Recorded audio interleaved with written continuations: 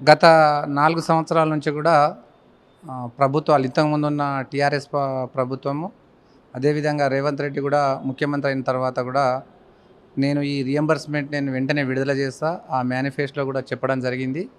కానీ గత ప్రభుత్వము ఈ ప్రభుత్వం కలిపి 8,500 కోట్ల రూపాయలు సుమారుగా బకాయిలు రావడం ఉంది. దీనికి కాలేజ్ చేస్తున్న బంద్కు భారతీయ జనతా పార్టీ మద్దతు తెలియజేస్తూ ఉన్నది.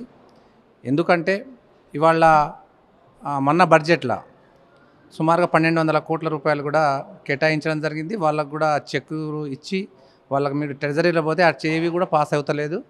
ఎందుకు పాస్ అవుతలేవు అంటే ఇవాళ ప్రభుత్వాలు ఇప్పుడు కూడా రేప్ చేస్తాం మాఫ్ చేస్తామని కాలయాపన చేసుకుంటా ఇప్పుడు ఆ కాలేజీలు మొత్తం మూతపడే పరిస్థితి తెలంగాణ రాష్ట్రంలో engineering college, degree college, pharmacy college ఇవన్నీ కూడా మూతపడే పరిస్థితి తెలంగాణ రాష్ట్రంలో ఉంది.